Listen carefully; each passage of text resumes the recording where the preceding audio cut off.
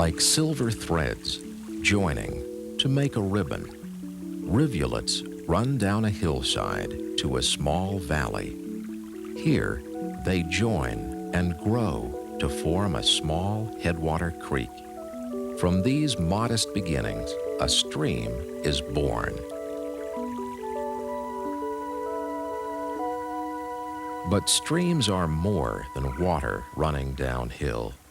They are made up of unique habitats which differ in physical appearance and the kinds of animals which inhabit them.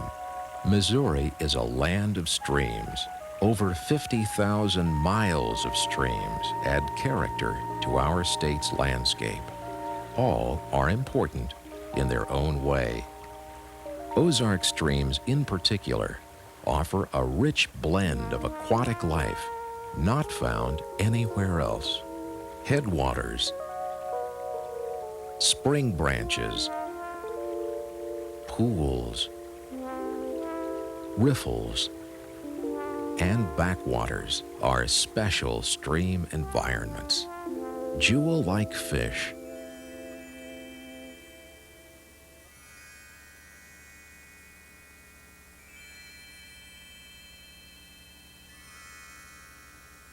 strange insects,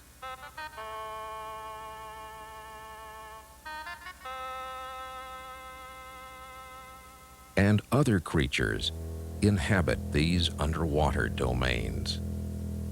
Most play out their role in the life of a stream unseen by surface travelers.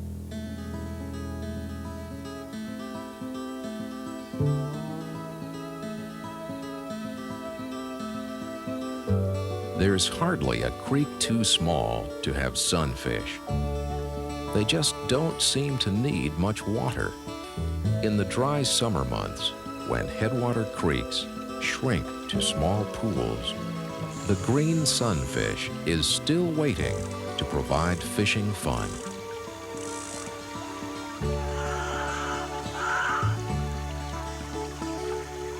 But there's more than sunfish beneath the surface of a headwater creek.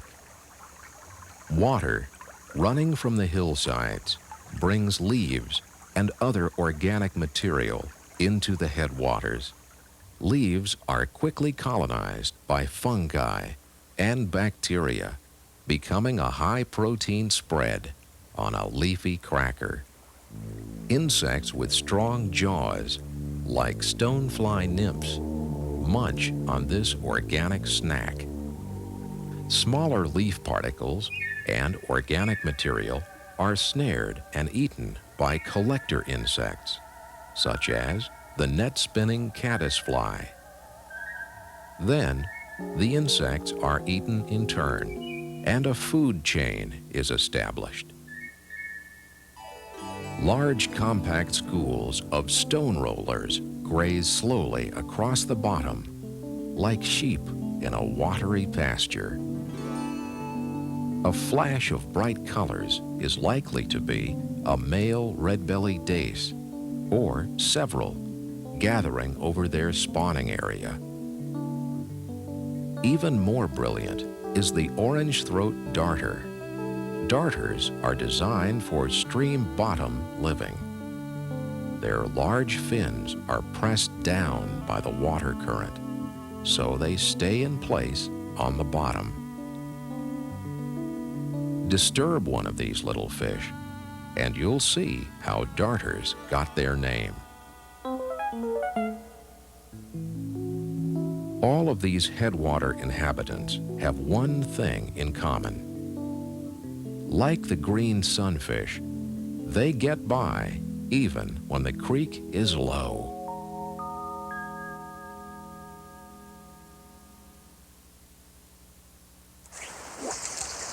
The fighting spirit of the rainbow trout is legendary. To catch this aristocrat of game fish, fishermen in the Ozarks head for a spring branch. The rainbow trout requires cold, clear water. 55 to 68 degrees is ideal, and here he finds it, along with his natural diet of insects and small fish. Trout are not native to the Ozarks, but they have adapted well. Artificial flies can bring a trophy to the surface.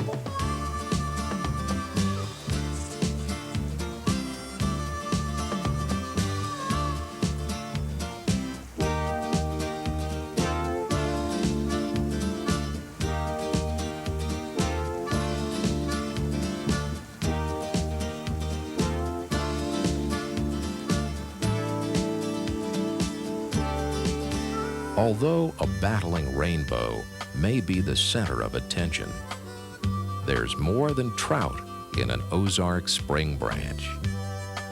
Look quickly. Small sculpins are hard to see.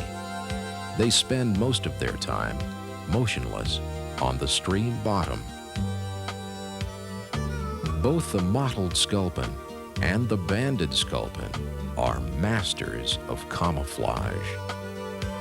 Their colors change to match the background gravel. The spring branch is home to another kind of rainbow. The tiny rainbow darter is common in Ozark streams, but has a special fondness for swift water. This little jewel hunts for insects beneath streambed rocks.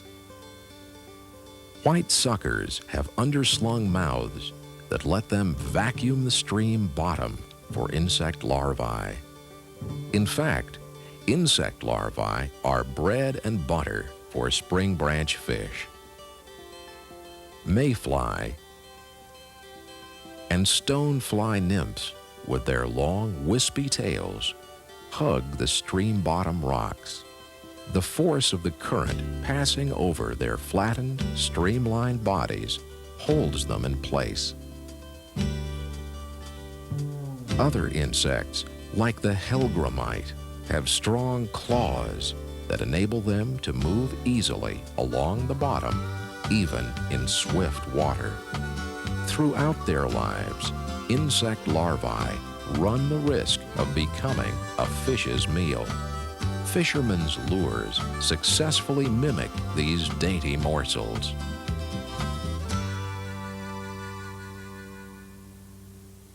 A quiet pool can be welcome rest for the canoeist. Time to explore fern-covered cliffs and mossy banks, or just drift for a while.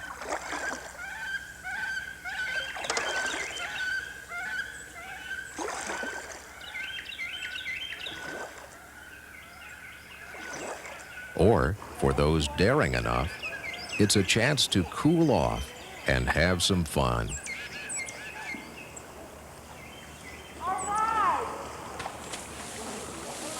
The water is deep and tranquil, but beneath the surface is a busy world. The hogsucker moves gravel as he roots for insects. Turtles stir up the bottom too, especially the long-nosed soft-shell turtle. Always an opportunist, this long-eared sunfish waits for a soft shell to uncover a few insects to share for a meal. Other bottom dwellers include the checkered mad tom, small but flashy in Halloween yellow and black. The log perch, who uses his pointy snout to turn over rocks in search of food. And the stream's biggest fish, the flathead catfish. During daylight hours, each big cat can be found in its favorite resting place, often under a submerged log. They come out at night to hunt the shallows for smaller fish. You may not see the rock bass at first. Not only is he shy, but he can change colors like a chameleon to match his surroundings. Both the male rock bass and the brilliantly colored long-eared sunfish fan out gravel saucers on the pool floor for their nests. After the female lays her eggs on the gravel, The male guards the nest. Intruders beware. A real gravel architect, the hornyhead chub carries rocks in his mouth to build a mound nest, which may be as much as 3 feet in diameter. The purpose of the nest is to protect the female's eggs, which she lays while construction is in progress. But minnows sneak their eggs in too. Any eggs which don't find safety in the small crevices between the rocks become dinner for small fish. The smallmouth bass prowls the shoreline in search of crayfish. Like other pool fish, the smallmouth prefers slow-moving water and plenty of hiding places. He's partial to root wads, boulders, and beds of water willow.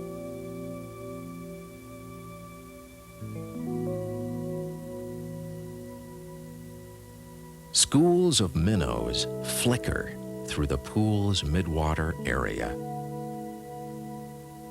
During breeding seasons, the fins of the male Ozark minnow sparkle with tinges of yellow-orange.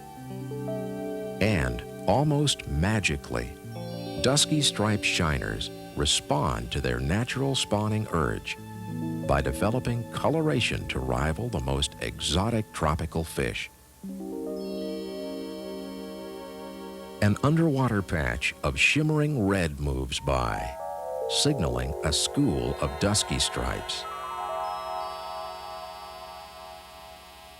Northern studfish skim along just below the surface of the pool. Their mouths tilt upward to help them feed on insects that fall on the water. Studfish belong to a group called top minnows because they stay in the top few inches of water. At night, during the spawning season, red horse suckers move into the shallow riffle areas of the pool. Here is where spawning takes place. Groups of males accompany a female to fertilize her eggs. Spawning is a frenzied activity, accompanied by much splashing. These small disturbances remind us there is life below the water's calm surface.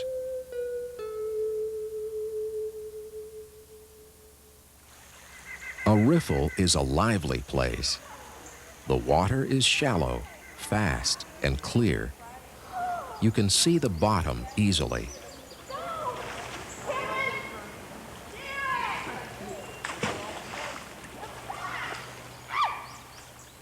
And watch crayfish scoot from rock to rock. Little fish dash around, sometimes stopping long enough to nibble at small toes. But most people don't stay long enough or look closely enough to discover the riffle's treasures.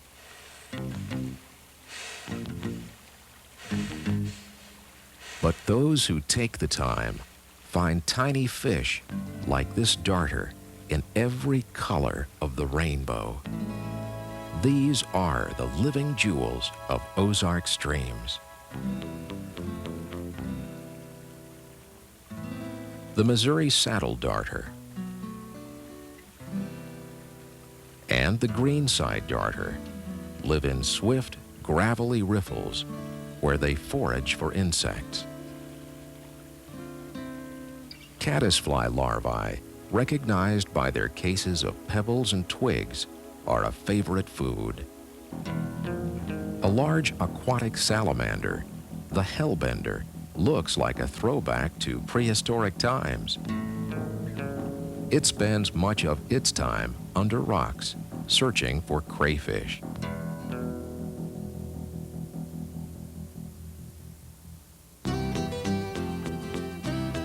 There are other treasures hidden in the riffle. The streamlined chub, usually remains hidden by resting beneath stones out of the current's force. So does the Ozark mad tom, a tiny cousin of the catfish. An overturned rock may reveal one of the stream's oddest insects, the water penny, whose flattened body acts like a sucker to help keep it attached to rocks in swift water. Riffles are also home for mussels of all kinds, many with unusual names like heel splitter, purple wartyback. With its siphons extended, looking like a periscope on a miniature submarine, a single mussel will draw in about 10 gallons of water daily in order to filter out tiny animals used as food. And crayfish are always entertaining, especially if you try to catch one.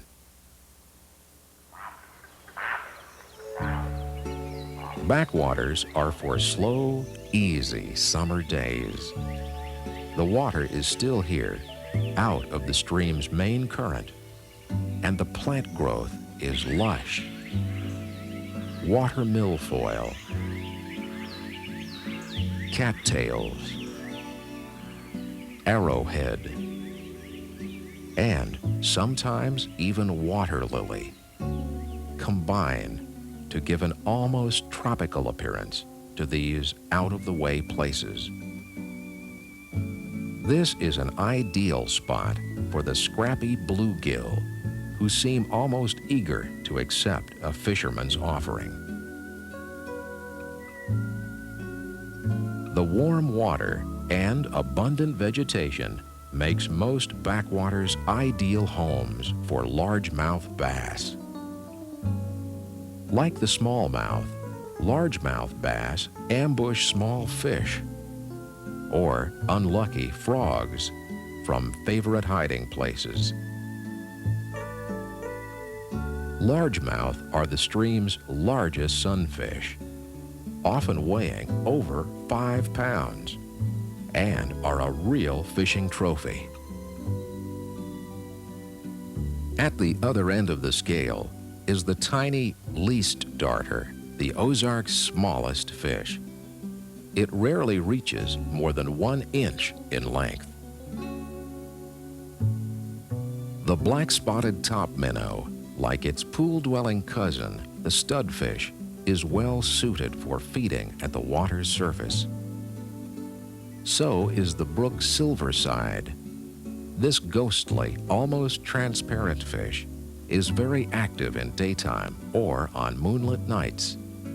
But on dark nights, it lies motionless at the surface.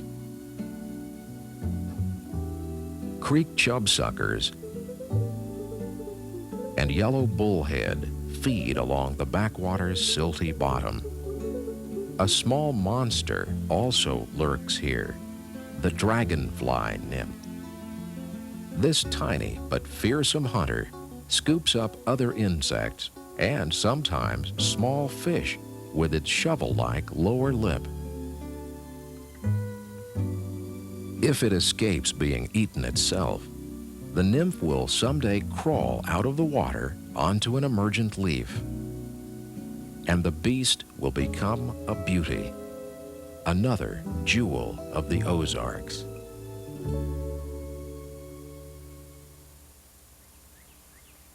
Headwaters, spring branch,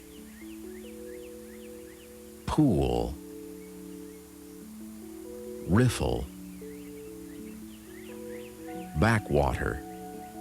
Each has its own hidden beauty. We, as surface travelers, see only a few of the stream's treasures. But it's a pleasure to know there are so many more beneath the surface.